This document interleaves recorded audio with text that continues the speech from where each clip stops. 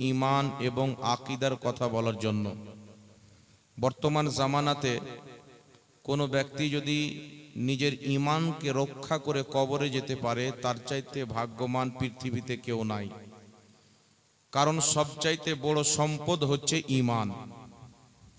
আপনার যদি বিল্ডিং থাকে, জমি জায়গা থাকে, সোনার গোডাউন থাকে, পাহাড় থাকে, এ সমস্ত জিনিস ততক্ষণ পর্যন্ত আপনাকে লাভ পৌঁছাতে পারবে যতক্ষণ পর্যন্ত আপনার দেহে শ্বাস চলবে। সোনা হোক, চাঁদি হোক, দোকান হোক, বাড়ি হোক, ঘর হোক, যত রকমের সম্পদ দুনিয়াতে আছে, যে সম্পদের জন্য মানুষ সব ব্যস্ত হয়ে থাকে, যে সম্পদের জন্য ভাই ভাইয়ের সাথে দুশ্মনী, দেশ দেশের সাথে দুশ্মনী, মানুষ পড়োশির সাথে দুশ্মনী, সেই সম্পদ ততক্ষণ পর্যন্ত আপনার কাজে আসবে যতক্ষণ পর্যন্ত আপনার দেহের মধ্যে আত্মা আছে, আপনি এই দুনিয়াতে থাকবেন। আর বর্তমান জামানাতে একজন ব্যক্তি যদি দুনিয়াতে থাকে কমপক্ষে 60 বছর, 50 বছর, 70 বছর, 80 বছর, খুব যদি বেশি চলে যায়, খুব বেশি 150 বছর, তার বেশি যাবে কি? কথা বলেন।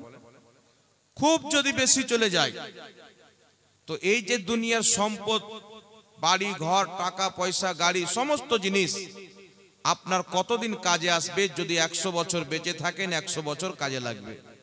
150 বছর বাঁচেন, 150 বছরই কাজে লাগবে। যেই দিন আপনার আত্মা বেরিয়ে যাবে, তারপর সেই টাকা আপনার কোনো কাজে আসবে না। অফিসে গিয়ে ঘুষ দিয়ে সেই টাকার মাধ্যমে চাকরি নেওয়া সম্ভব। রাস্তাতে ঘুষ দিয়ে ট্রাফিক পুলিশকে টাকা দিয়ে ট্রাফিক মেরে পালিয়ে যাওয়া সম্ভব। বিভিন্ন জায়গাতে দুনিয়াতে এই টাকার মাধ্যমে ভালো কাজও করা সম্ভব, নোংরা কাজও করা সম্ভব। কিন্তু আপনি যেই দিন মরে কবরে চলে যাবেন, সেই অন্ধকার কবরে আল্লাহ তাবারাক ওয়া তাআলার ফেরেশতাকে যদি আপনি কিছু দিতে চান, এটা দেওয়ার ক্ষমতা আপনার থাকবে না। যদি সেই কবরের মধ্যে আপনি মনে করেন টাকা পার করে দিবে, পয়সা পার করে দিবে, এই রকম কোনো জিনিস কবরে হয় না। ওই অন্ধকার কবরে যদি আপনাকে কেউ তরাইতে পারে, পার করতে পারে, সেটা হচ্ছে আপনার ঈমান। জোরে বলেন সুবহানাল্লাহ।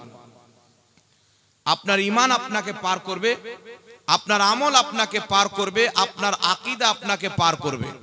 এই জন্য পৃথিবীর মুসলমান, যদি আপনার সম্পদ থাকে, যতদিন দুনিয়াতে আছেন কাজে লাগবে। আর যদি আপনার ঈমান ঠিক থাকে, আকীদা ঠিক থাকে, তাহলে এই ঈমান, এই আকীদা দুনিয়াতেও কাজে আসবে, কবরেও কাজে আসবে, আখিরাতেও কাজে আসবে। এই জন্য পৃথিবীর মুসলমান একটা কথা মনে রাখবেন, জাহান্নামী হলো 2 প্রকার। আমার দিকে লক্ষ্য করেন, আপনারা এখানে খেলাখেলি করিয়েন না। এই বাচ্চা গালা এদিকে দেখো বাবু। মনে রাখবেন, জাহান্নামী হলো 2 প্রকার। একটা হচ্ছে খুলুদ ফিন্নার, একটা হচ্ছে দুখুল ফিন্নার। এক প্রকারের জাহান্নামী আছে, তারা চিরস্থায়ী জাহান্নামে থাকবে, কোনোদিন সেই জাহান্নাম থেকে মুক্তি পাবে না, এবং কিয়ামতের পর তাদের আযাবে রেয়ের দানা পরিমাণেও কম হবে না। একই রকম আযাব চলে যাবে, বরং বাড়তি করা হবে। আর এক প্রকারের জাহান্নামী আছে, যারা আপনার কিছু সময়ের জন্য, কিছু দিনের জন্য জাহান্নামে যাবে, আবার আল্লাহ তাবারাক ওয়া তাআলা নিজের দয়াতে, নিজের মেহেরবানিতে সেই ব্যক্তিকে জাহান্নাম থেকে বের করে জান্নাত দান করবে। তারা কারা? যারা দুনিয়াতে থেকেছে, যাদের ঈমান আকীদা সঠিক ছিল, কিন্তু পাপ করেছে, গুনহার কাজে লিপ্ত হয়েছে, পাপের কাজ করে নিয়েছে, কিন্তু ঈমান ঠিক ছিল, আকীদাটা ঠিক ছিল, আকীদার মধ্যে কোনো কুফরি নাই, ঈমানকে হারিয়ে ফেলেনি। পাপ যদি পাহাড় সমতুল্য হয়, নিজের পাপের কারণে সেই ব্যক্তি জাহান্নামেও যেতে পারে, কিন্তু আল্লাহ তাবারাক ওয়া তাআলা এক না একদিন তার ঈমান থাকার কারণে সেই ব্যক্তিকে জাহান্নাম থেকে বের করে জান্নাতে দিবে। বলেন সুবহানাল্লাহ। তো যার আকীদা খারাপ হয়ে যায়, যেই ব্যক্তি এমন আকীদা পোষণ করে যে আকীদার কারণে তার ঈমান চলে যায়, সেই রকম ব্যক্তি যদি মারা যায়, সেই ব্যক্তিকে আল্লাহ চিরস্থায়ী জাহান্নামে রাখে। আর যদি কোনো ব্যক্তি মারা যায় ঈমান আকীদা আহলে সুন্নাত ওয়াল জামাতের ছিল, কিন্তু পাপ করেছে, নেকির কাজ করতে পারেনি, সেই ব্যক্তির গুনাহ মোতাবেক আল্লাহ তাকে জাহান্নামে শাস্তি দিবে। এক না একদিন আল্লাহ তাকে জাহান্নাম থেকে বের করে জান্নাতে পাঠাবে, একমাত্র আকীদা ঠিক থাকার কারণে, ঈমান ঠিক থাকার কারণে। জোরে বলেন সুবহানাল্লাহ। কথাটা আমার বুঝতে পেরেছেন কি পারেননি বাবা?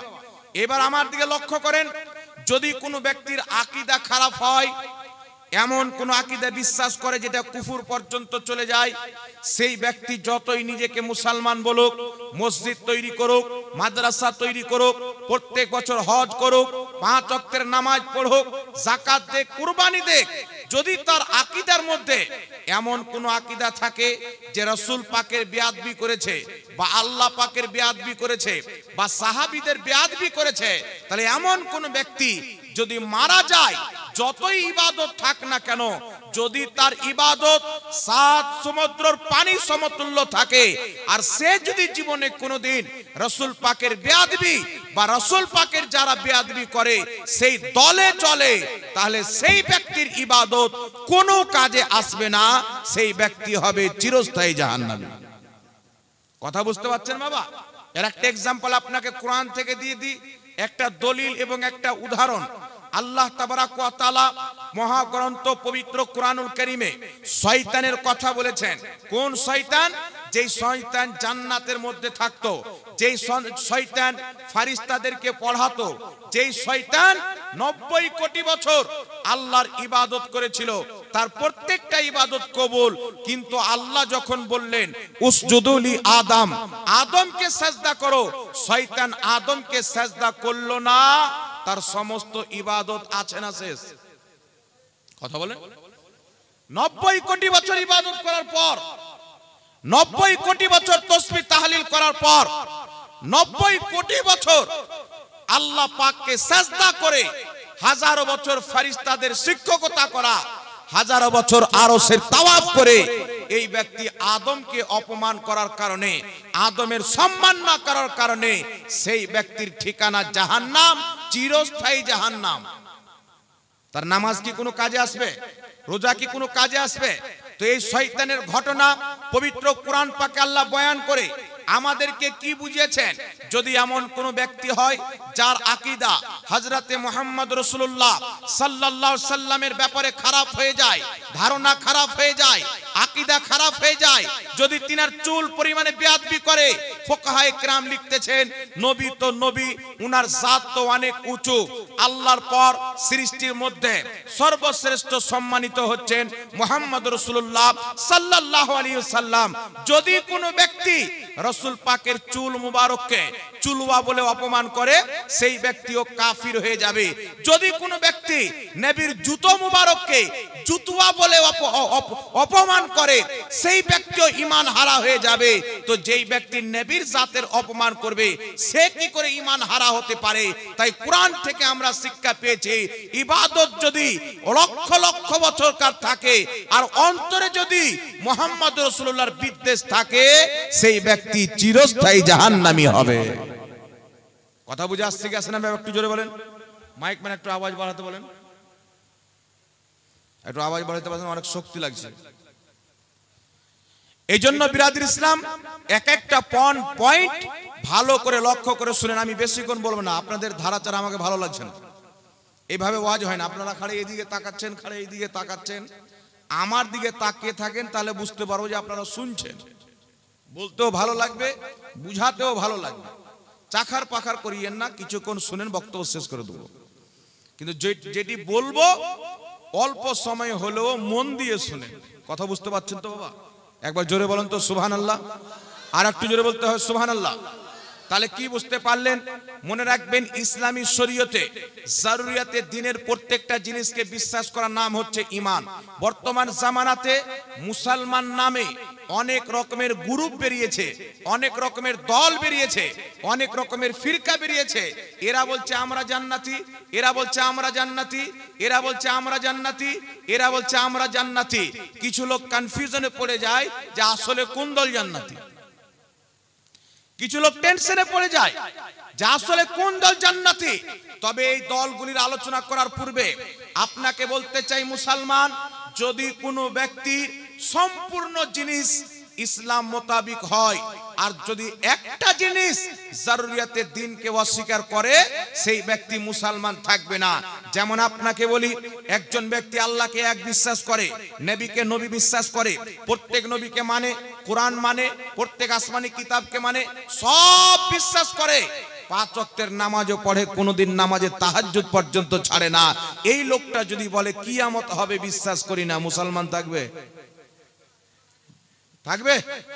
সব বিশ্বাস করে, বলে কিয়ামত হবে মানে, কিন্তু আমাদের নবীকে শেষ নবী মানে না, তাহলে মুসলমান থাকবে? জোরে বলেন। তাহলে এখান থেকে কি বোঝা গেল? শরীয়তে এমন জিনিস আছে যেটাকে অস্বীকার করলে নামাজি হইলেও মুসলমান নয়, রোজা রাখলেও মুসলমান নয়, হজ করলেও মুসলমান নয়। তাহলে মুসলমান কি করে হবে? তো শরীয়তের প্রত্যেকটা জরুরিয়াতের দিনকে যারা বিশ্বাস করবে তারাই মুসলমান হবে। জোরে বলেন সুবহানাল্লাহ। পাপ হতে পারে, এমন নয় যে একজন ব্যক্তি পাপ করছে তো মুসলমান নয়। নামাজ পড়ে মানুষ বেঈমান হতে পারে, পাপ করেও মানুষ মুসলমান হতে পারে। কেমন করে হতে পারে? পৃথিবীর মুসলমান কাদিয়ানীরা নামাজ পড়ে, কিন্তু কাদিয়ানীরাকে আমরা মুসলমান মনে করি না, কারণ গোলাম আহমদ কাদিয়ানীকে তারা নবী হিসেবে মানে। তো আমাদের নবীর পরে কেউ যদি কাউকে নবী মানে, মুসলমান থাকবে? নামাজ পড়ে, মাদ্রাসা আছে, বুখারী পড়ে, মুসলিম পড়ে, কিন্তু তারা মুসলমান নয়। কিন্তু বিরাদর ইসলাম, একজন মুসলমান আছে, সেই ব্যক্তি শরাব পান করে, মরলে তার জানাজা হয়। একজন মুসলমান রাত দিন দাড়ি কাটে, গুনার কাজ করে, মরলে তার জানাজা হয় কি হয় না? জোরে বলেন, হয় কি হয় না? অনেক মুসলমান নামাজ পড়ে না, কিন্তু তার জানাজার নামাজ হয়। জানাজার নামাজ কেন হয়? মুসলমান এই কারণে হয়। আর মুসলমান কেন তাকে বলা যাবে? রাসূল কায়নাত সাল্লাল্লাহু আলাইহি ওয়াসাল্লাম বলেছেন, জামিউল আহাদিসের মধ্যে হাদিসটি লিপিবদ্ধ, আল্লাহর নবী বলছেন, কোন ব্যক্তি গুনাহে কবিরা করার কারণে কাফির হয় না, পাপী হয়। একজন দারুকে হারাম মনে করে কিন্তু পান করে, তাহলে কবিরা গুনাহ করলো কিন্তু কাফির হবে না। একজন ব্যক্তি চুরি করলো, হারাম কাজ করলো, পাপী তো হবে কিন্তু কাফির হবে না। একজন ব্যক্তি নামাজকে ফরজ মানে কিন্তু নামাজ পড়ে না, সেই ব্যক্তি পাপী তো হবে কিন্তু কাফির হবে না। কিন্তু পৃথিবীর মুসলমান একজন যদি নামাজ পড়ে, রোজা রাখে, হজ করে, যাকাত দেয়, সেই ব্যক্তি যদি মুহাম্মদ রাসূলুল্লাহ সাল্লাল্লাহু আলাইহি ওয়াসাল্লামের ব্যাপারে কুমন্তব্য করে, যতই ইবাদত করুক, ওই ব্যক্তি মুসলমান হতে পারে না। কথা বুঝে আসছে কি আসে না বাবা? জোরে বলেন। তো পাপ হইলেও মানুষ একদিন জান্নাতে যাবে, এর সার্টিফিকেট কি, এর দলিল কি? চলে আসেন আমরা রাসূল পাক থেকে শুনি। দুটি হাদিস মাত্র আপনাকে শোনাবো মুসলমান। কিতাবটির নাম সুনানে ইবনে মাজাহ। এই কিতাবের মধ্যে সহিহ সনদে ইমাম ইবনে মাজাহ রাহমাতুল্লাহ আলাইহি হাদিসটি নিয়েছেন, যে হাদিসটিকে গায়র মুকাল্লিদের গুরু আলবানী পর্যন্ত সহিহ বলেছে। আন আনাস ইবনে মালিক রাদিয়াল্লাহু তাআলা আনহু قال قال رسول الله صلى الله عليه وسلم شفاعتي لأهل الكبائر من أمتي। হযরত আনাস ইবনে মালিক নবী মুস্তাফার সাহাবী রাদিয়াল্লাহু তাআলা আনহু বলছেন, আল্লাহর নবী বলেছেন, শাফাআতি লিআহলিল কাবাইর মিন উম্মতি। আমার আপনার নবী বলছেন, কিয়ামতের কঠিন দিনে আমার শাফাত হলো আমার উম্মতের বড় বড় পাপীদের জন্য। উম্মত আমার ছিল, আমাকে মহব্বত করত, আমার আদব করত, কিন্তু ইবাদত করতে পারেনি, পাপের কাজে লিপ্ত হয়েছে। রাসূল পাক বলছেন, তার পাপ যদি পাহাড় সমতুল্য থাকে আর তার অন্তরে যদি রেয়ের দানা পরিমাণে ঈমান থাকে, আমি মুস্তাফা তাকে জাহান্নাম থেকে বের করে জান্নাতে নিয়ে যাব। আর একটু জোরে হবে না সুবহানাল্লাহ? বুখারী শরীফের মধ্যে হাদিস, রাসূল পাক বলছেন, যার অন্তরে রেয়ের দানা পরিমাণে ঈমান আছে, সরষের দানা পরিমাণে ঈমান আছে, বা তার চাইতেও কম ঈমান আছে, রাসূল আরবি বলছেন, আমি তারও শাফাত করে জান্নাতে নিয়ে যাব। তাহলে কি বুঝতে পারা গেল মুসলমান? আকীদা যদি ঠিক থাকে, ঈমান আপনার থাকবে, পাপ মানুষ করবে, মানুষের দ্বারা গুনাহ হতে পারে, মানুষের দ্বারা পাপ হতে পারে, এই জন্য নবীর শাফাত রয়েছেন। এই জন্য পৃথিবীর মুসলমান গুনহেগার হয়ে যাওয়াটা অসম্ভব হওয়ার কিছু নাই, তবে গুনাহ থেকে বাঁচতে হবে। এটাই ইসলাম, এটাই হচ্ছে শরীয়ত। কিন্তু পৃথিবীর মুসলমান, যদি আপনার ধারণা, যদি আপনার আকীদা চুল পরিমাণে নবী মুস্তাফার ব্যাপারে খারাপ হয়ে যায়, আল্লাহর ব্যাপারে খারাপ হয়ে যায়, তাহলে যতই নামাজ পড়েন, রোজা রাখেন, আপনার সমস্ত জিনিস বরবাদ হয়ে যাবে। কথা বুঝতে পারছেন কি পারেন না বাবা? বুঝতে পারছেন?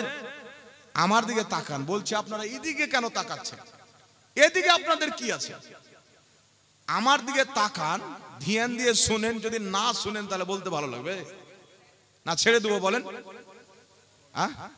এইদিকে আপনারা বসে আছেন, এইদিকে তাকিয়ে থাকেন। কে যাচ্ছে কে আসছে ওইদিকে তাকাই না। মানুষের দরকার পড়তে পারে, পেশাব লাগতে পারে, পাখানা লাগতে পারে, না কি বলেন? আপনাদের লাগলে আপনারাও যাবেন, কিন্তু ধ্যানটা এই দিকে রাখেন, যেন বলতে ভালো লাগে, চাকার মাকার করিয়েন না। আল্লাহ তাবারক ওয়া তাআলা হেফাজত করুক, সকলে পড়েন আল্লাহুম্মা আমিন।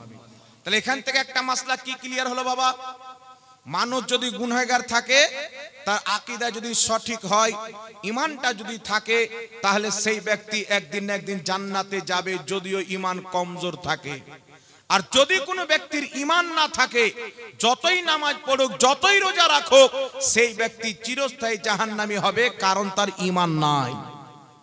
কথা বুঝতে পারছেন? আর একটি হাদিস আপনাকে শুনিয়ে দিই, বুখারী শরীফের মধ্যে একজন সাহাবী ছিলেন, যিনি রাসূল পাককে হাসাতেন। নবী পাক সাল্লাল্লাহু আলাইহি সাল্লামকে দেখে ধুলাতে গড়ে যেতেন। কেন?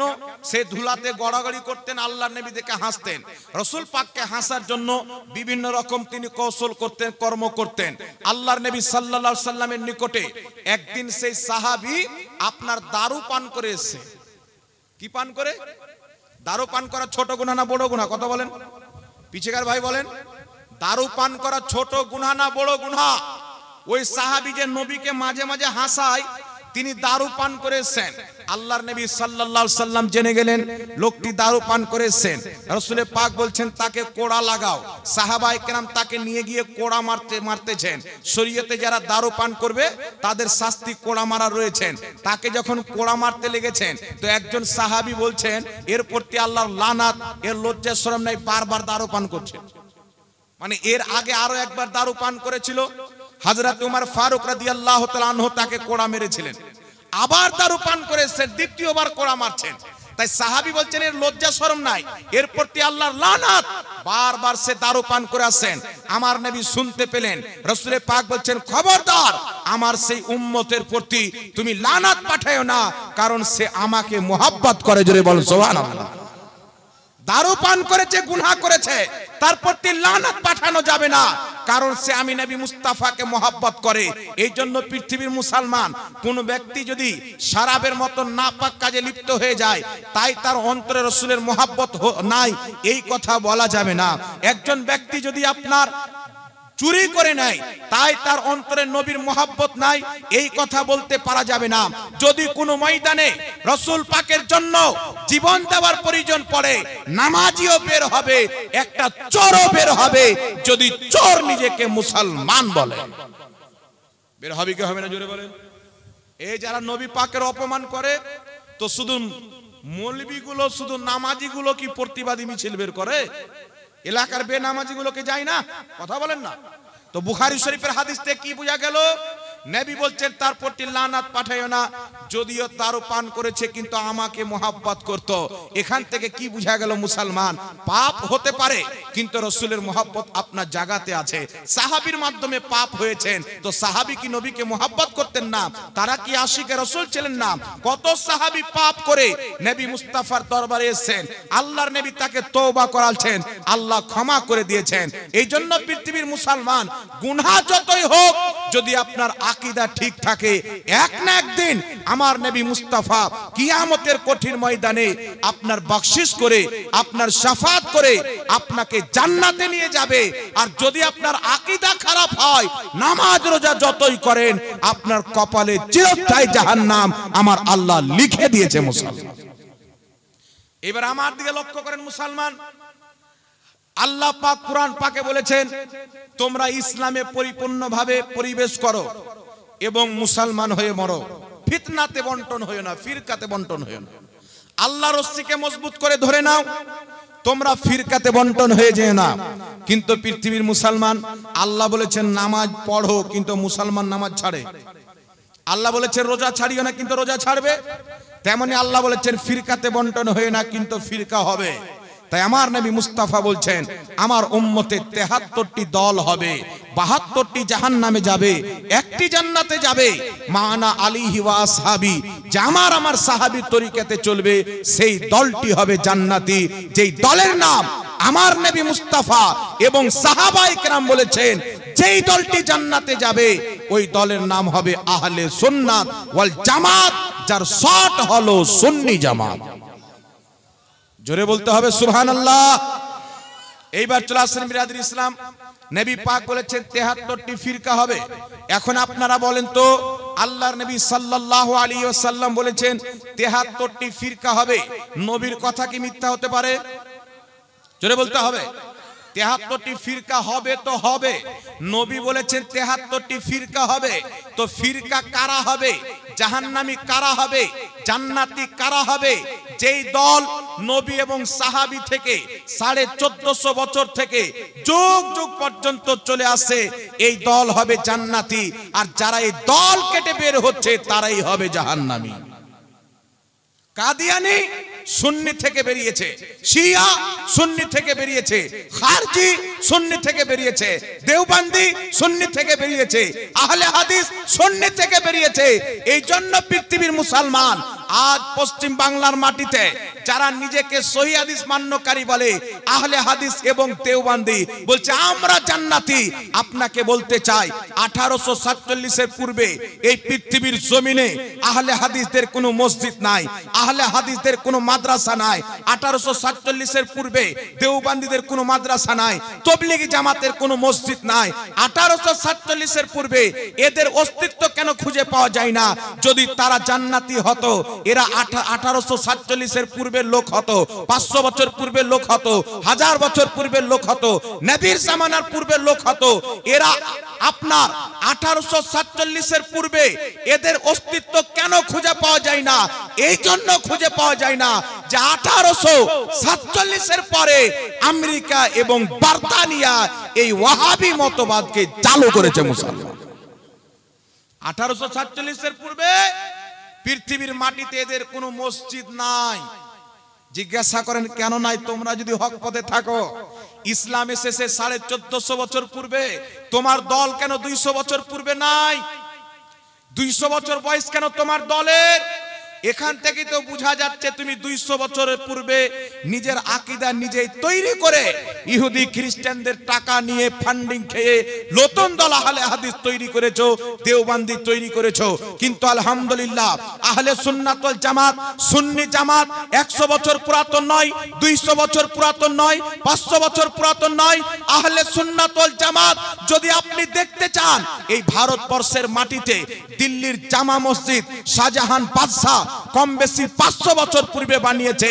এই বাদশাহ সুন্নি জামাতের ছিল, আওরঙ্গজেব বাদশাহ সুন্নি জামাতের ছিল, বাবর বাদশাহ বাবরি মসজিদ তৈরি করেছেন, এ সুন্নি জামাতের লোক ছিল। আর সবচাইতে বড় কথা, মদিনার মাটিতে নবী মুস্তাফার রওজার উপরে 1000 বছর পূর্বে যে সবুজ গুম্বাদ তৈরি করা হয়েছে, এই গুম্বাদ সুন্নিরাই বানিয়েছে।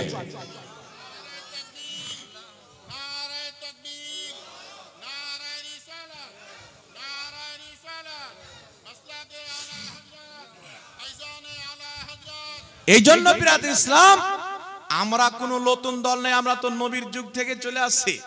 আপনার গ্রামে এখানে 60 বছরের লোক বসে আছে, 70 বছরের লোক আপনার গ্রামে পাবেন, হয়তো 80 বছরের লোক আপনার গ্রামে পাবেন। আপনি ওই লোককে জিজ্ঞাসা করেন, আপনি আপনার বাপকে দেখেছেন উনি কোন জামাতের লোক ছিল? বলবেন সুন্নি জামাতের লোক ছিল। তিনি তার বাপকে দেখেছেন কোন জামাতের লোক ছিল? সুন্নি জামাতের লোক ছিল। 1847 এর পূর্বে ভারতবর্ষের মাটিতে না কেউ আহলে হাদিস ছিল, না কেউ তবলিগি ছিল, না কেউ দেওবন্দি ছিল। গোটা অখণ্ড ভারতে যত মুসলমান ছিল সবাই সুন্নি ছিল মুসলমান। আর শুধু ভারতের মাটি নয়, আপনি দুবাই চলে যান, কাতার চলে যান, ইয়ামান চলে যান, মিশর চলে যান, সৌদি চলে যান, আজ যেইগুলো জায়গাতে ওয়াহাবি হুকুমত রয়েছেন 1847 পূর্বে 1922 সালের পূর্বে সৌদি আরবের মাটিতে পুরো আরবে একটি হুকুমত ছিল যার নাম হচ্ছে খেলাফতে উসমানিয়া, ইংরেজিতে যাকে অটোমান এম্পায়ার বলা হয়। ভারত আপনার সৌদি আরবের মাটিতে যখন দুবাই, কাতার এগুলো সব দেশের প্রতি খেলাফতে উসমানিয়া রাজত্ব করত, আর খেলাফতে উসমানিয়াকে ভেঙে 22টা দেশ তৈরি করা হয়েছে। কটা দেশ? Iraq, Iran, Lebanon, Jordan, Syria, ফিলিস্তিন, কাতার, দুবাই, ইয়ামান, আপনার তারপরে সৌদি আরব, এই সমস্ত দেশে খেলাফতে উসমানিয়া রাজ করত। এই খেলাফতে উসমানিয়া কারা ছিল? এরা 700-800 বছর আরবের মাটিতে রাজ করেছেন। এরা সবাই কিন্তু সুন্নি জামাতের আহলে সুন্নাত ওয়াল জামাত মান্যকারী লোক ছিলেন। ইনারা যখন হুকুমত করতেন মক্কার মাটিতে, আরবের মাটিতে আজানের পূর্বে দুরূদ শরীফ পাঠ করা হতো, আজানের পরে সালাত ও সালাম পাঠ করা হতো। মক্কার মাটিতে কিয়াম হতো, মদিনার মাটিতে কিয়াম হতো। মক্কা মদিনাতে 12ই রবিউল আউয়ালের যত বড় মিছিল বেরিয়েছে পৃথিবীর কোন জায়গাতে তত বড় মিছিল বের হয়নি। মক্কা মদিনার মাটিতে নবীর জন্ম দিবসের পতাকা উত্তোলন করা হয়েছে। মক্কা মদিনার মাটিতে নবীর নাম শুনে বিরুদ্ধ আঙ্গুল চুম্বন দিয়ে চোখে লাগানো হয়েছে। খোদার কসম খেয়ে বলি, আজ সুন্নি জামাতরা যা যা করে এই প্রত্যেকটা জিনিস এসেছে মক্কা এবং মদিনা থেকে। মুসলমান যতদিন পর্যন্ত সুন্নিদের হুকুমত মক্কা মদিনায় ছিল ততদিন পর্যন্ত কেউ দারু ওই এলাকায় ভরতে পারেনি, ওই এলাকাতে শুয়োরের মাংস ভরতে পারেনি, ওই এলাকাতে আমেরিকা নিজের দেশের কালচার ভরতে পারেনি, ওই এলাকাতে অভদ্রতা করতে পারেনি। যখন আমেরিকা ফ্রান্স দেখছে যদি সুন্নিদের হুকুমত থাকে, খেলাফতে উসমানিয়া টিকে যায়, সারা পৃথিবীতে কবজা করে নিতে পারে, এই খেলাফতকে ভাঙতে হবে। আর তাদের উদ্দেশ্য ছিল মসজিদ আকসাকে দখল করার জন্য। সেই জায়গাতে ইহুদিদেরকে ভরে একটা দেশ তৈরি করা, ইসরায়েল তৈরি করা। যদি সুন্নি হুকুমত থাকে ইসরায়েল তৈরি করা অসম্ভব হয়ে যাবে। যদি আহলে সুন্নাতের হুকুমত থাকে ইসরায়েল তৈরি করা যাবে না এবং ইসলাম আরো আগে বেড়ে যাবে। আমেরিকা, বার্তানিয়া মিলে আরবের মাটিতে কুখ্যাত একজন বেঈমান যার নাম হলো মুহাম্মদ বিন আব্দুল ওয়াহাব নজদি, এই মুহাম্মদ বিন আব্দুল ওয়াহাব নজদিকে আমেরিকা এবং বার্তানিয়া এবং ফ্রান্স তাকে ডেকে বলল, তুমি নতুন একটা ফিরকা তৈরি করো, নতুন একটা দল তৈরি করো মুসলমানের নামে, আর আরবের মাটিতে খেলাফতে উসমানিয়াকে ভাঙো। যত গুলি লাগবে, যত বারুদ লাগবে আমরা দিব। এখন মুহাম্মদ বিন আব্দুল ওয়াহাব নজদির বাড়ি কোথায় ছিল? নজদে। যেই নজদের নাম চেঞ্জ করে সৌদি হুকুমত রেখেছে রিয়াজ, সৌদির নাম ছিল হেজাজ, এই নামকে চেঞ্জ করে নিজের খানদানের নামে রেখেছে সৌদি আরাবিয়া।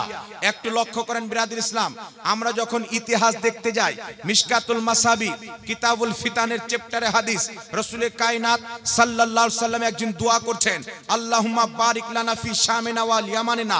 রাসূলে পাক বলছেন, আল্লাহ বরকত নাজিল করো শাম দেশে এবং ইয়ামান দেশে। তো নজদের সাহাবী বসে আছেন, বলছেন হুজুর শাম দেশের দোয়া করলেন, ইয়ামান দেশের দোয়া করলেন, একটু আমাদের নজদের জন্য দোয়া করে দেন। নবী আবার দোয়া করছেন, আল্লাহ শাম দেশে বরকত নাজিল করো, ইয়ামান দেশে বরকত নাজিল করো, কিন্তু নজদের নাম নিচ্ছেন না। নজদের সাহাবী আবার বলছেন, ইয়া রাসূলুল্লাহ আমাদের নজদের জন্য দোয়া করেন। আমার আপনার নবী সাল্লাল্লাহু আলাইহি সাল্লামের চেহারা লাল হয়ে গেল। রাসূলে পাক বলছেন, আমি ওই নজদের জন্য দোয়া করব না, এই নজ থেকে ফিতনা বের হবে, শয়তানের সিং বের হবে। এই হাদিসের ব্যাখ্যাতে, এই হাদিসের তাশরীতে সকল মুহাদ্দিস একমত, যেই ফিতনার কথা মুহাম্মদ রাসূলুল্লাহ বলেছিলেন ওই ফিতনা হচ্ছে মুহাম্মদ বিন আব্দুল ওয়াহাব নজদি। এর নিশানদাহি এর আলামত আমার আপনার নবী সাল্লাল্লাহু আলাইহি সাল্লাম 1450 বছর পূর্বে করেছেন। তারপর আরেকটি হাদিস শুনেন, কিতাবটির নাম হচ্ছে তাফসীর ইবনে কাসির। এই কিতাবের মধ্যে ইমাম ইবনে কাসির সহিহ সনদে হাদিস উল্লেখ করেছেন। বর্ণনাকারী হযরতে হুযায়ফা বিন ইয়ামান, আল্লাহর নবী বলছেন, সাহাবী, আমাকে কিছু লোকের ভয় আছে, তারা বের হবে আমার উম্মতের প্রতি শিরকের ফতোয়া দিয়ে তাদেরকে হত্যা করবে, মুসলমানদেরকে শিরকের ফতোয়া দিয়ে তাদেরকে কতল করবে। হযরতে হুযায়ফা বিন ইয়ামান বলছেন, ইয়া রাসূলুল্লাহ, ইয়া হাবিবাল্লাহ, সত্যি কি আপনার উম্মত শিরকে লিপ্ত হয়ে যাবে? রাসূল পাক বলছেন, না, যাদের উপরে শিরকের ফতোয়া দিবে তারা মুসলমান থাকবে, যারা শিরকের ফতোয়া দিবে তারা নিজেই মুশরিক থাকবে। 1450 বছর পূর্বে নবী কি বললেন? যাদের উপরে শিরকের ফতোয়া দিবে তারা মুসলমান, আর যারা শিরকের ফতোয়া দিবে তারা নিজেই থাকবে মুশরিক। কথা বুঝে এসেছে বাবা? নবীর ভবিষ্যৎবাণী মিথ্যা হবে না সত্য হবে? নবী কি বললেন? শিরকের ফতোয়া দিয়ে হত্যা করবেন।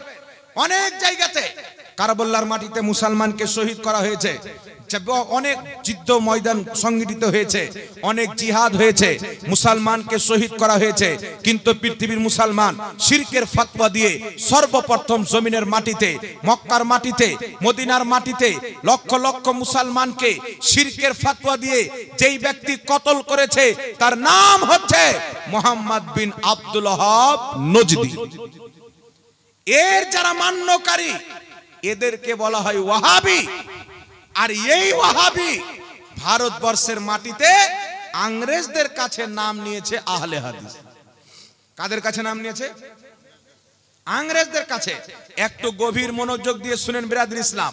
আমেরিকা বার্তানিয়া মুহাম্মদ বিন আব্দুল ওয়াহাব নজদিকে খরিদ করে বলল, তুমি নতুন কিছু আকীদা তৈরি করে একটা বিভ্রান্তি সৃষ্টি করো, তোমার পক্ষে যখন কিছু লোক হবে তখন তুমি কি করবে? তখন তুমি তুর্কি হুকুমত, সুন্নি হুকুমত যে আছে খেলাফতে উসমানিয়া, তাকে ধ্বংস করে তোমাকে রাজা বানিয়ে দেব, তোমাকে দেশের গভর্নর বানিয়ে দেব। তখন মুহাম্মদ বিন আব্দুল ওয়াহাব নজদি কি করলেন? আমেরিকা বার্তানিয়া ফ্রান্সের টাকা বসে বসে একটি কিতাব লিখলো। কিতাবটির নাম হলো কিতাবুত তাওহীদ। এই কিতাবের মধ্যে মুহাম্মদ বিন আব্দুল ওয়াহাব নজদি আজীব আজীব আমেরিকা বার্তানিয়ার মতে শিরকের ব্যাখ্যা করে ফতোয়া দিল, পৃথিবীতে যত মুসলমান আছে এরা একটাও মুসলমান নয়, সবাই মুশরিক, এদেরকে কতল করা ওয়াজিব, এদের ধন সম্পদ ছিনতাই করা জায়েজ। সব মুশরিক, মুরতাদ, কাফির। দুনিয়াতে যত মুসলমান আছে একমাত্র তারাই মুসলমান যারা আমি মুহাম্মদ বিন আব্দুল ওয়াহাব নজদিকে মানে। ওকে যে দু চারটা লোক মানতো তাদেরকে বাদে সে কাউকে মুসলমান মনে করতো না। যখন কিতাবুত তাওহীদ লিখলো, এই কিতাবের মধ্যে আদম আলাইহিস সালামকে পর্যন্ত মুশরিক লিখেছে, যে আদম আলাইহিস সালামও শিরক করেছেন। জোরে বলো নাউজুবিল্লাহ। একজন নবীর ব্যাপারে লিখছে শিরক করেছেন। মুহাম্মদ বিন আব্দুল ওয়াহাব নজদি ওই কিতাবের মধ্যে ভুল ভাল শিরকের ব্যাখ্যা করে, বিদআতের ব্যাখ্যা করে মুসলমানের প্রতি ফতোয়া লাগালো। এই মুহাম্মদ বিন আব্দুল ওয়াহাব নজদির বাপ দাদা বহুত বড় লেভেলের আলিম ছিল, উঁচু পর্যায়ের আলিম ছিল, হাইফাই লেভেলের আলিম ছিল। গোটা আরবের লোক তাদেরকে মানতো, তাদেরকে সম্মান করত। আমেরিকা বার্তানিয়া চালাক বড় গোষ্ঠীর লোককে যদি হাতে করি, না হলেও কিছু লোক তার পক্ষে হবে। কথা বুঝতে পারছেন? না হলেও কিছু লোক তার পক্ষে হবে। মুহাম্মদ বিন আব্দুল ওয়াহাব নজদি কিতাবুত তাওহীদ লিখে যখন মানুষদের কাছে পেশ করলো, তার আপন ভাই তার কিতাবের রদ্দে কিতাব লিখেছেন, তার চাচারা ভাই তার প্রতি ফতোয়া লাগিয়েছেন, কিন্তু কিছু কিছু লোক তার নোংরা আকীদার সমর্থনে চলে আসলো। টাকার লোভে আমেরিকার ফান্ডিং, বার্তানিয়ার ফান্ডিং দিয়ে নিজের দিকে কিছু লোককে আকর্ষণ করে নিল। যখন কয়েক হাজার লোক তার পক্ষে হয়ে গেল, আমেরিকা বার্তানিয়ার ট্যাঙ্ক নিয়ে, গুলি নিয়ে, বম নিয়ে সে মক্কা মদিনার মাটিতে হামলা করলো। ওখানকার লক্ষ লক্ষ মুসলমানকে শহীদ করলো, কাবার ইমামকে শহীদ করলো, মসজিদে নববীর ইমামকে শহীদ করলো।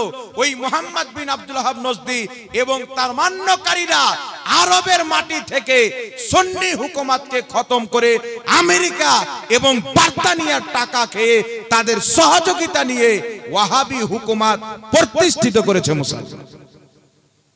কোন হুকুমত? ওয়াহাবি হুকুমত বানার পর সেখানে ইহুদিদেরকে পাঠালো ফিলিস্তিনের মাটিতে। আজ আপনারা দেখছেন না ফিলিস্তিনের মাটিতে যত লোককে মারা হচ্ছে, ফিলিস্তিনের মাটিতে যত লোককে হত্যা করা হচ্ছে, এই সমস্ত হাতিয়ার দিচ্ছে আমেরিকা। কোন দেশ দিচ্ছে? ইসরায়েলকে পুরো সাপোর্ট করছে আমেরিকা। ফিলিস্তিনকে নিস্তানাবুদ করার পর, ছোট ছোট বাচ্চাকে মারার পর, মহিলাদেরকে মারার পর, যখন ডোনাল্ড ট্রাম্প রিসেন্টলি সৌদি আরবে যাচ্ছে, কাতারে যাচ্ছে, তো সৌদি আরবের মহিলাদেরকে সাদা কাপড় পরিয়ে মাথার চুলকে ছিটিয়ে এইভাবে চুল ঘুরিয়ে ঘুরিয়ে ওই ডোনাল্ড ট্রাম্পের সামনে সৌদি আরবের মহিলাদেরকে এই ওয়াহাবি মতবাদের বাদশা মোহাম্মদ বিন সালমান লাচাচ্ছে আর তার স্বাগতম করছে, বলে নাউজুবিল্লাহ। তার গলাতে সোনার হার দিচ্ছে, তাকে নিয়ে মসজিদ দেখতে যাচ্ছে, বড় মসজিদে ঢুকে বলছে এটা আমাদের মসজিদ। তুর্কি যখন সে আসছে কাতারে, কাতারের বাদশা তাকে হাওয়াই জাহাজ গিফট করছেন। কাকে? যে মাসুম বাচ্চাকে হত্যা করেছে ফিলিস্তিনের ডোনাল্ড ট্রাম্প। এর মতন শয়তানকে তারা এত ইজ্জত করছে, কারণ মুসলমান এরা সহযোগিতা করছে আমেরিকাকে, এরা সহযোগিতা করছে ইসরায়েলকে। সৌদি আরব বলেন, দুবাই বলেন, কাতার বলেন, এরা সব হচ্ছে ইসরায়েলের দালাল, কারণ এদেরকে ওখানে বসিয়েছে এবং এদের রাজত্বকে টিকিয়ে রেখেছে একমাত্র আমেরিকা। কথা বুঝতে পারছেন বাবা? এদেরকে টিকিয়েছে, তৈরি করেছে আমেরিকা। তাই এখন পর্যন্ত তাদেরকে আমেরিকা ফান্ডিং করে। আমার কাছে মোবাইলে আমেরিকার পার্লামেন্টের ভিডিও আছে, একটু লক্ষ্য করে শুনেন। তারা বলছে ওয়াহাবি মতবাদকে আমরা এত ফান্ডিং করি, টাকা দিই, আমাদের কাজ হচ্ছে কি হয় না। ওয়াহাবি মতবাদ তারা কেন তৈরি করেছেন? এই পৃথিবীর মাটিতে ওয়াহাবি মতবাদ প্রতিষ্ঠিত করা মানে ইহুদি মতবাদ তৈরি করা। নাম আব্দুল গাফফার থাকবে কিন্তু আকীদা ইহুদির হবে, নাম সালমান থাকবে, নাম আপনার আব্দুর রাকিব থাকবে, নাম সেলিম থাকবে, নাম আপনার ফুরকান থাকবে, কিন্তু আকীদা ইহুদির থাকবে। মসজিদে নামাজ পড়বে, ভিতরকার আকীদা ইহুদির থাকবে। এই জন্য পৃথিবীর মুসলমান 1450 বছর থেকে নিয়ে আজ পর্যন্ত যত ইমাম, যত মুহাদ্দিস, যত ফকিহ আল্লাহর ব্যাপারে কেমন আকীদা রাখতে হবে কিতাব লিখেছেন, তারা সবাই লিখেছেন আল্লাহ হচ্ছে নিরাকার এবং আল্লাহর জন্য মিথ্যা বলা হচ্ছে অসম্ভব। কিন্তু ইহুদির আকীদা তাদের কিতাবে লেখা আছে আল্লাহ গডের হাত আছে, পাও আছে, শরীর আছে। খ্রিস্টানদের আকীদা তাদের বাইবেলে লেখা আছে আল্লাহ পাকের চোখ, নাক, দেহ, আকার, আকৃতি আছে। ওই ইহুদি খ্রিস্টানদের আকীদা কুরআন পাকের আয়াতের অপব্যাখ্যা করে বর্তমানে আহলে হাদিসরা প্রচার করে মুসলমানের ভিতরে ভরছে, ভরে না? এখন নাম মুসলমানের নামাজ পড়ছে মসজিদে গিয়ে, এদের আকীদা আল্লাহর আকার আকৃতি আছে, এদের আকীদা আল্লাহ আরশে বসে আছে, আরশ আল্লাহর জায়গা। আর ইসলামের আকীদা হলো আল্লাহ জায়গা থেকে পাক, কারণ জায়গা যখন ছিল না তখন আল্লাহ ছিল কিনা? কথা বলেন। জায়গা তো সৃষ্টি, জায়গা যখন ছিল না তখনও তো আল্লাহ ছিল। এই জন্য পৃথিবীর মুসলমান আল্লাহর আকার আকৃতি আছে, জিসিম দেহ আছে। এই দেহবাদী আকীদা আমেরিকা এবং খ্রিস্টানদের দেওয়া আকীদা, যেটা আহলে হাদিস প্রচার করে মানুষের মধ্যে ভরছেন। যদি কেউ মনে করে মৌলভী সাহেব হয়তো মিথ্যা বলছে, আমি চ্যালেঞ্জ করে বলতেছি আল্লাহর আকার আকৃতি আছে, আল্লাহর দেহ আছে। এই আকীদা আজ থেকে পূর্বের একজন ইমামের কিতাব থেকে যদি দেখাইতে পারে আমি তার গোলামি করতে প্রস্তুত আছি। যদি এটা মুসলমানের আকীদা হতো তাহলে পূর্বের ইমাম যারা আকীদার কিতাব লিখেছেন তারা এটা লিখতো কি লিখতো না? কথা বলেন, লিখতো কি লিখতো না?